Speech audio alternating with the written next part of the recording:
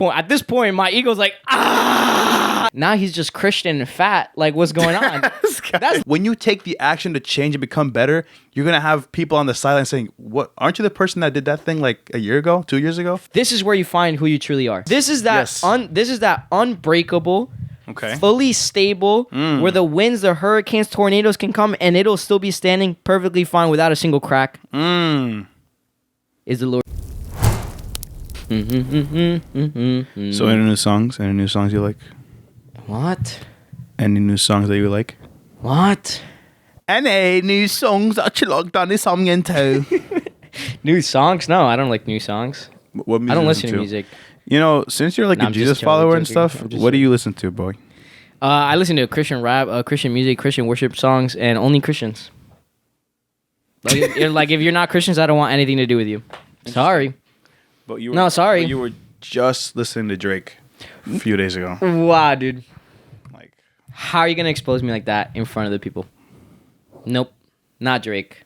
Is Drake Christian? If I find out he's Christian, you know.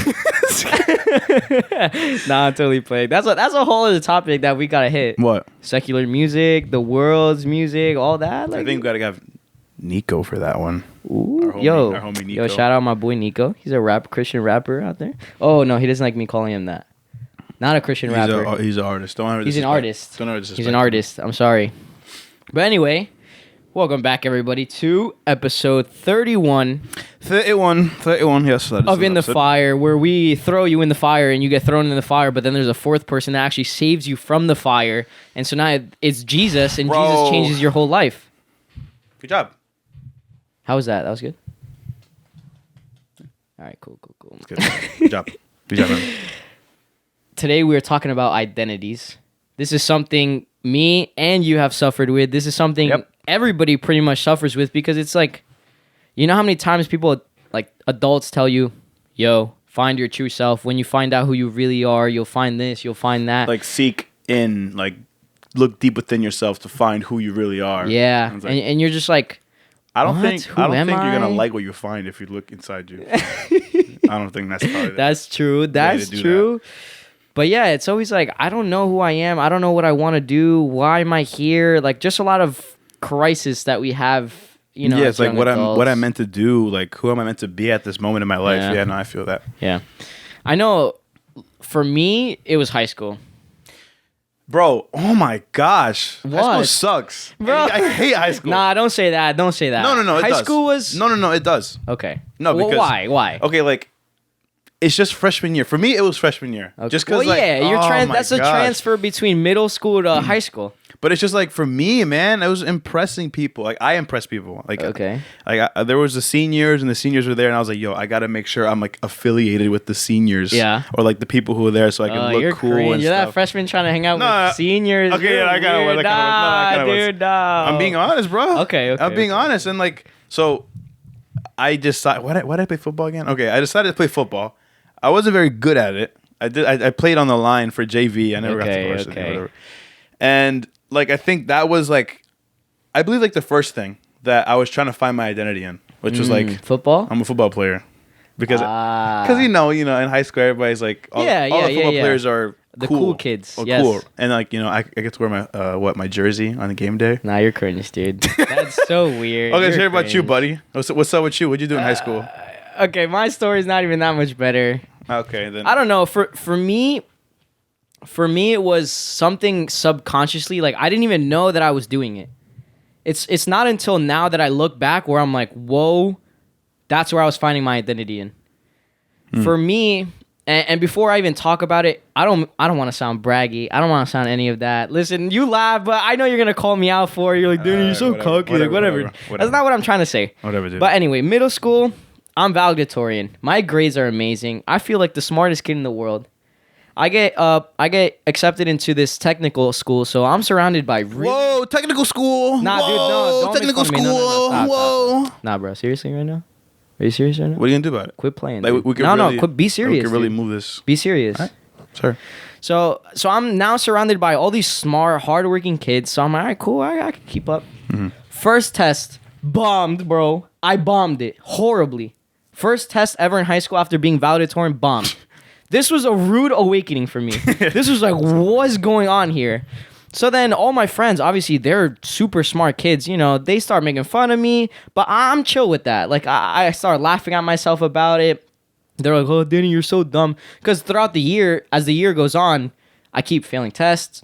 And it kind of gets stuck in my head that I'm like, okay, I'm not as smart as I thought I was, right? Okay. So I'm buying these tests. They're telling me, oh, you're so dumb. You're so this. You're so that. Like, but they're friends. I love those guys. You were bombing them just because, like, you were like genuinely just you couldn't do it. Like, you couldn't. Yeah, and I wasn't trying hard enough. Oh, because you weren't trying hard enough. No.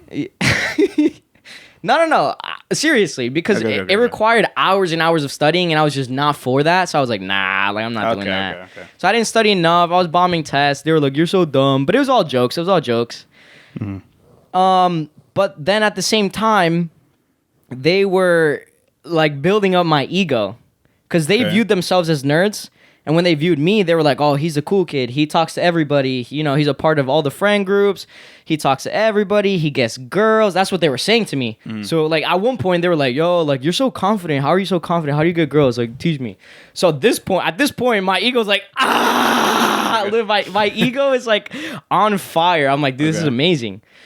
But so now I'm correlating being dumb and failing tests, not doing well in school with getting girls and being cool and all that stuff. So now it's one package, and this has become my identity throughout high school now. Okay. So now in my head, I'm like, whoa, I am the cool kid. Yeah, I failed tests, like whatever. That's just part of being. You can't, like in my head, you can't be a nerd and be cool at the same time. So I can't do well on tests and be cool. Yeah. This is what was going on in not even in my head. It was just what was happening behind in the background of my head while all of this is going on. Yeah, because like you never intentionally say that to yourself. Like, no. Oh, I'm the cool kid who. Yeah, no. It's always like a natural thing. I think. Exactly. It kind of just like. But you realize, you know when you're the cool kid. Yeah. You know when you're like, okay, so this is the identity that's going on in my head, right? Mm-hmm. And when things start getting south for me, is when I get invited to things because I'm the cool kid. So now like, yo, Danny, party this weekend, pop out, you have to. Can I say no? I can't say no. You can't. I can't say no. You have to perform now. Mm-hmm. Like, I gotta you have up put with that it. Expectation exactly there because you put that as your identity. Exactly. So now you have to perform for that. You know, if the kids that call me cool ask me, yo, have you ever gotten drunk? And I say no, I'm gonna look whack. You gotta perform. Right. I've got to keep up with this identity that was put on me. Wow. Now I think not only was the identity put on me, but I put it on myself too. I think like as they were calling that and building on my ego, I felt good. It felt good. I was like, dang, like I'm a cool kid. It makes me happy. Like whatever. So I started doing all these things in high school, and that's when the identity fails me. And it's not until after high school where I look back and I see friends say like, where's the old Danny? Now he's just Christian and fat. Like, what's going on? That's literally what they said to me. No, I love those kids, by the way. I make them seem like they're not cool kids, but they're awesome. I love them. Of course. But yeah, they were like, where's the old Danny? We miss him. He's not even funny anymore. He's Christian. He's fat. He doesn't even go to parties. Like, what's good with him? I haven't been to his... filtered. Yeah, he's filtered. Like, I'm trying not to curse and stuff. So, like, he's not funny without cursing. He's not cool anymore. He's so Christian. Always talking about Jesus. Like... But I feel like right now is the season I'm finding my true identity.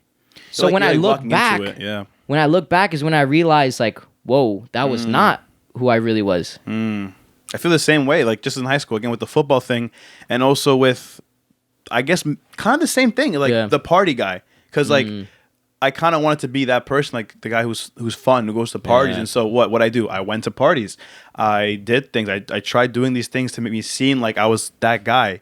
But like what I realized was that at that time I knew Jesus already, you know, like I kind of met Jesus around middle school. Yes. So it's like I knew Jesus. I knew that he means something to me, you know, like I knew that he was part of my identity. So it's crazy because when your identity is not in the right place, it's like for me, did I know getting drunk, cursing, getting with girls, and all this stuff was wrong? I did actually. Yeah, I did know it was wrong. Me too.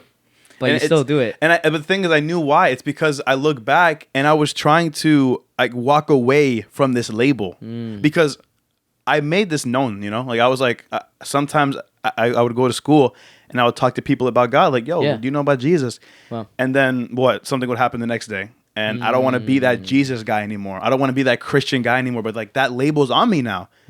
People know me as, oh, he believes in God and stuff. He goes to church and stuff like that. So they don't expect me to do the things that they're doing, right? I have to be the good kid, the good guy who doesn't do those things. So it's like that label is put on me, and I want to walk away from it because, like, man, this sucks. Like, I can't like do the things that my flesh desires so much to do.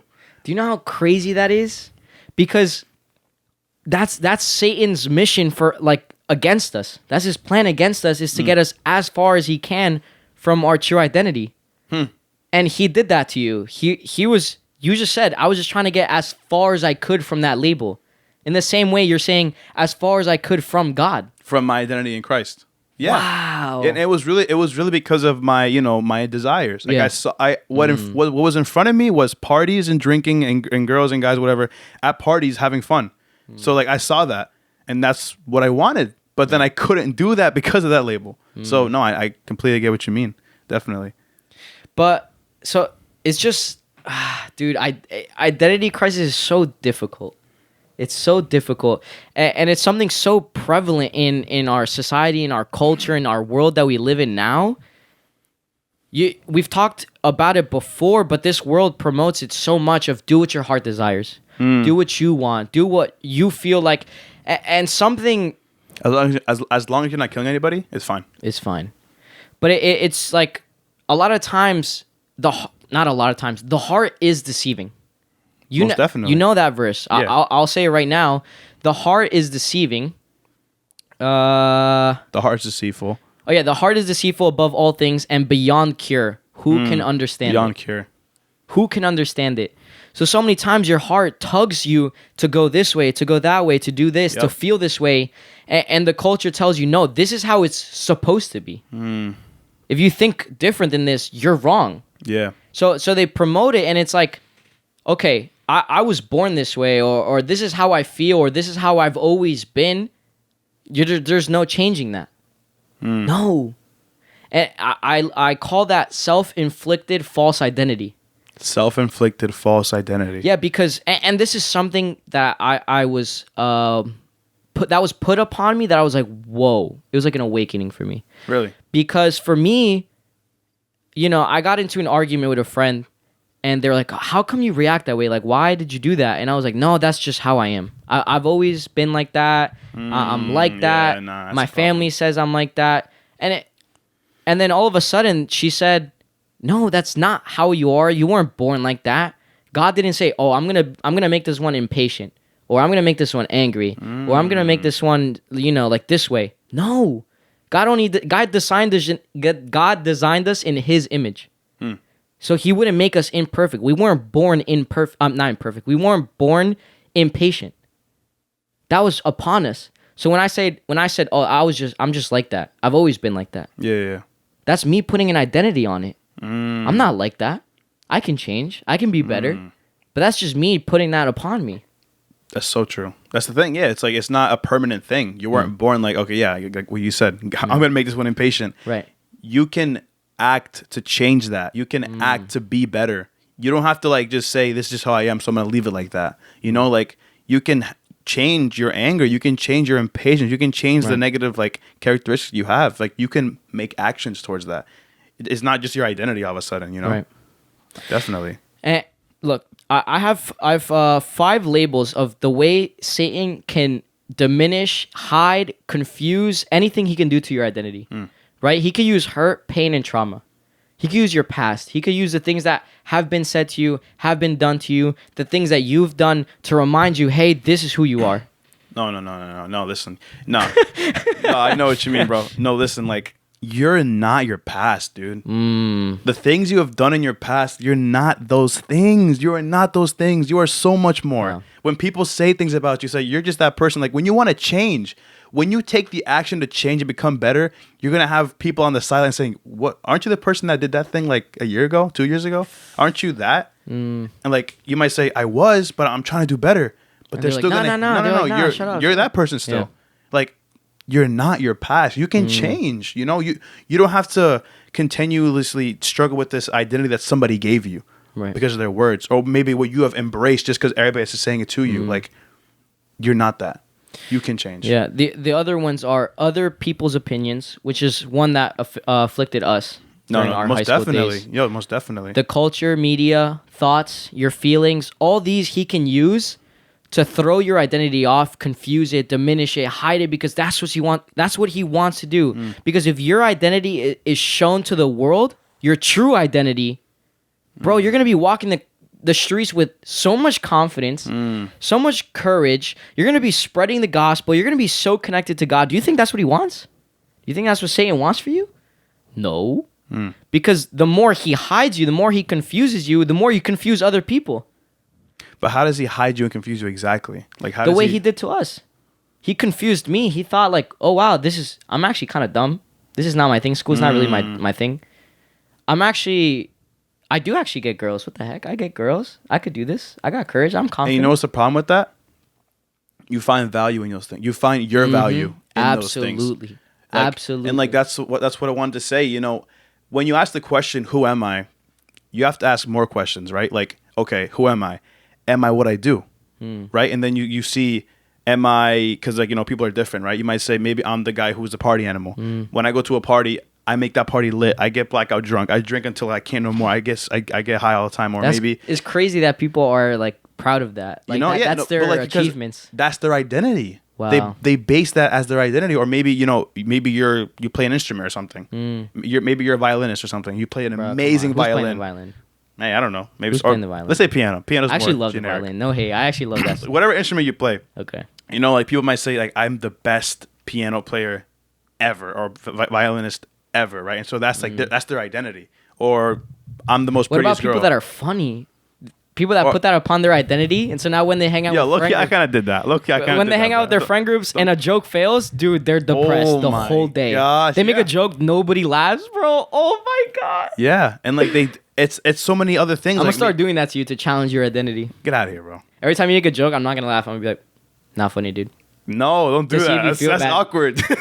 It's not an identity issue. All right, good. As long as you don't feel bad. As long as you're like, I don't find my. As long as I don't find my identity and Danny's response to my jokes, then we're good. This guy, I don't put you on a pedestal, boy. You're just a normal guy. Good. But look, there's way more other things. Like maybe you think you're pretty, like, or maybe you are pretty, and so that's your identity. I'm the pretty girl. I have to make sure every time I go to school, I gotta wear makeup. I gotta like. Beauty phase. Sorry, for real. Until you get old, and that's gone. For guys, your identity for guys and girls, like not just girls. Like like maybe you put your identity in your beauty, or maybe you play sports in college, high school. You play football, whatever. You're the MVP, best player. You put your identity in that.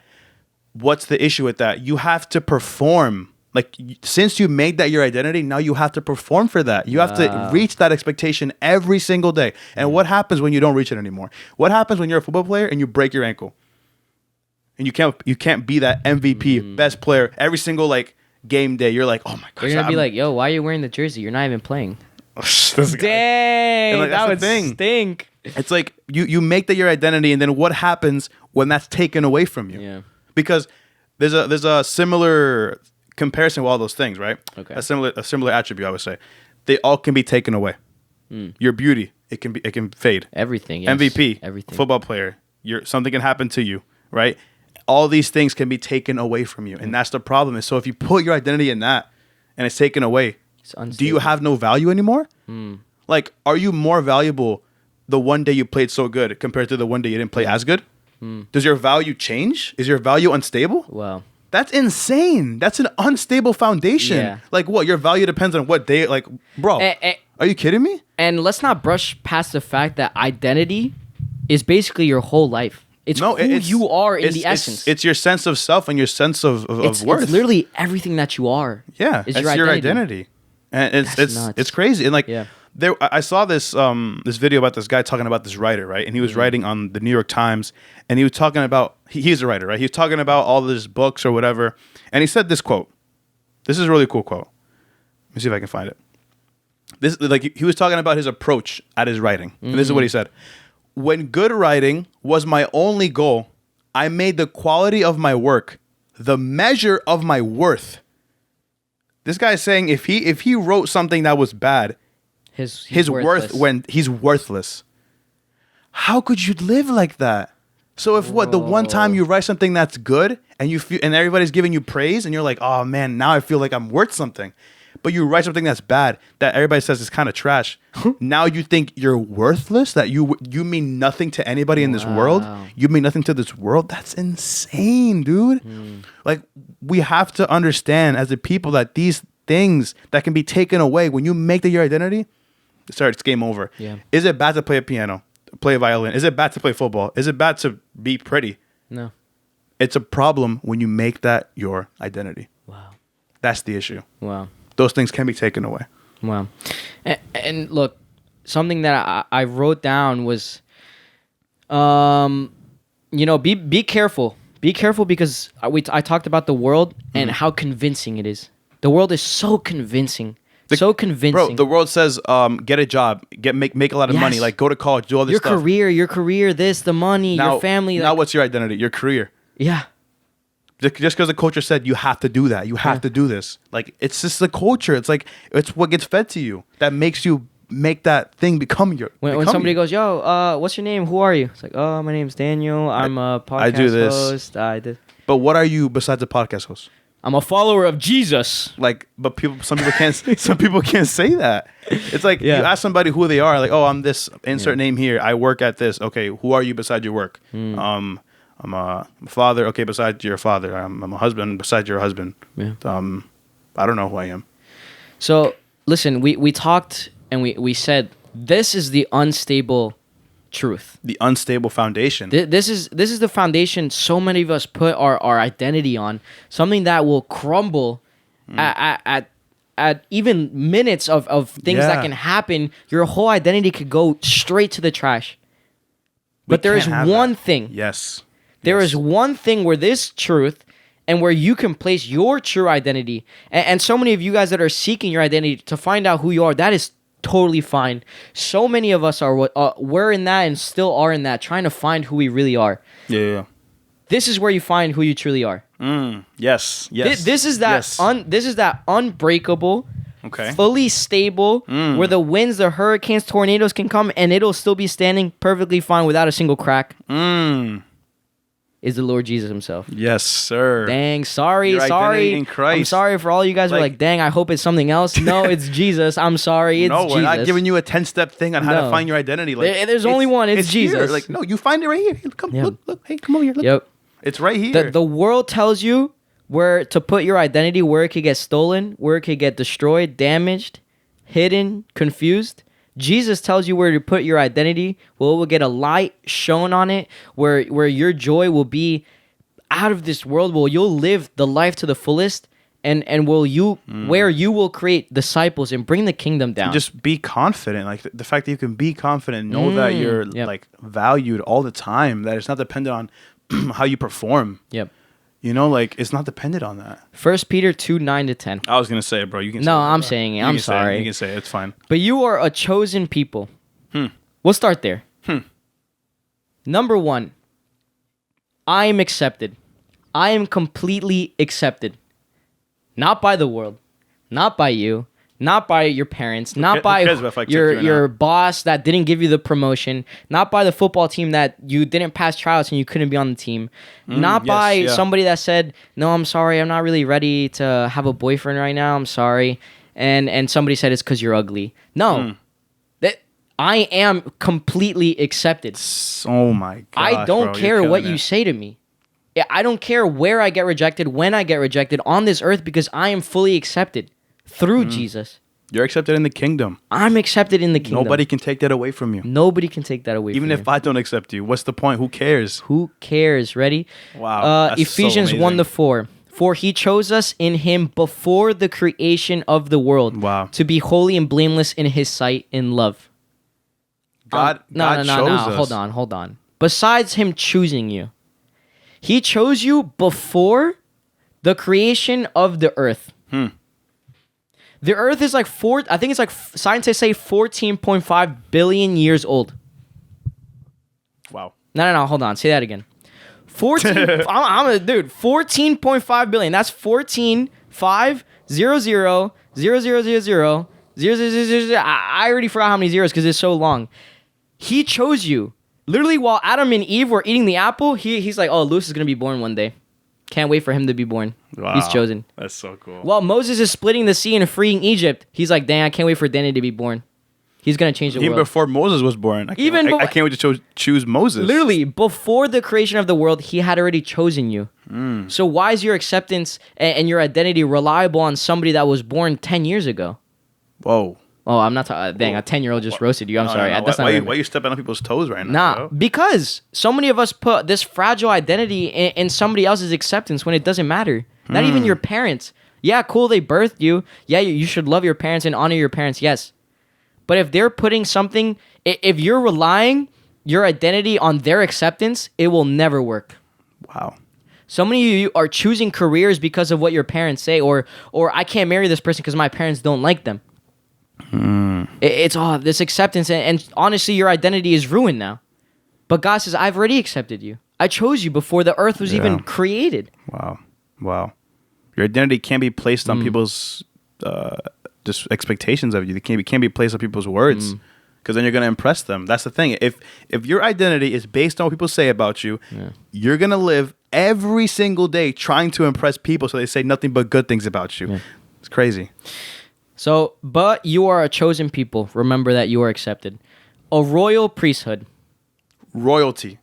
We're adopted into God's kingdom. We are sons and daughters of God. Royalty. Royalty. Crazy. And something that I got from this is not only are you royalty, but God calls you capable. That's another one. I am chosen and I am capable. You are capable. I can do all things through Christ that strengthens me. Amen. So many of you, I can't do that. No, I can never get there.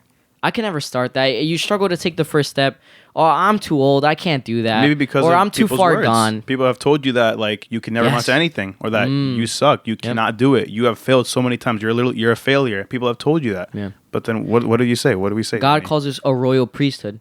All of us have a priest inside of. All of us are called to spread the word of God. All of us are called to create the disciples. All of this, all of you. You don't have to be at a church on a stage to do that. And God calls you a royal priest. At a 7-Eleven. For real. Anywhere, bro. Anywhere you can say, yo. Royalty. The next part. God says, you are chosen, a chosen people, a royal priesthood, a holy nation, God's special possession. God's very own possession, other translations. So another one. I am extremely valuable. I am chosen. I am capable. I am extremely valuable. God calls us his possession, his special possession. He calls us his treasure. God loves us so much, and that we're so valuable. Like, all right, when somebody gets kidnapped, your daughter, your son, you will put a ransom for as much money as you possibly can. You'll be like, I'll pay anything. I'll do anything to get my daughter back. If a father does that, imagine your father in heaven. Imagine what he will do. And he already did. He sent his only son, right? We always talk about that. Jesus died on the cross for you. That's how much worth you have. He paid that price for you. Man, what's that verse? Like, God didn't even hold back his own son for us. So how much more will he do for us? How much more will he do for you? Yeah. If he didn't even hold back his own son. So every time you question your worth or your value, just look up. Look up on that cross. Jesus with his arms out, saying, I love you, over and over again, saying, I would do this over and over. I would do this as many times as you need me to. Wow. Just to remind you how much you're worth. Wow. Nuts. I am chosen. I am capable. And again, the main thing, these things do not change. These things cannot be taken away from you. Your position on a team can be taken away from you. These things will never be taken away from you. Yeah. It's insane. And then, but you are a chosen people, a royal priesthood, a holy nation, God's special possession, that you may declare the praises of him who called you out of darkness into his wonderful light. Once you were not a people, but now you are a people of God. You are a people of God. We're God's people. You are forgiven. You are loved. That's another one. God calls you a part of his family. God says, when you let Jesus into your life, you are a part of his family now. Jesus says, I am not afraid to call you. I'm not ashamed to call you a brother and a sister. And that's something that I've said to my best friend that I now call my brother. Yeah. There is nothing you can do, nothing in your past, nothing that you can do or say or act upon that will change that. To my own brothers, you are my blood. There's nothing that will change you, the fact that you're my brother. Nothing changes that. So when God calls you, you are a part of this family. So many of you have put, like we talked about in the beginning, your identity on this hurt, on this pain, on this trauma, on your past. God says there's nothing you can do that can change the fact that you're my brother, that you're my sister, that you're my son, that you're my daughter. Yeah. Nothing you can do or say will change that fact. Some of you, I'm too far gone. No, you're in God's family. You are loved to an eternal point. You are loved so far that our human brains can't even wrap around it. You have to detach from these past identities, and that's the other part is you are forgiven. It. You see, you don't achieve identity in God. You just receive identity in God. You do not achieve it. Yeah. It's only by receiving that you receive that. To detach from these past identities, these past hurts, and just receive God's truth, His grace. That you are loved, that you are valuable, you're worthy, you're free. In Him, you're free. In Jesus, you're loved. In Jesus, you're chosen. In Jesus, you're free. In Jesus, you're purposeful. In Jesus, you're capable. You're capable. You're just everything. Everything. And that is not going to take away. That will not be taken away from you. I gotta say it again. It just will not be taken away from you.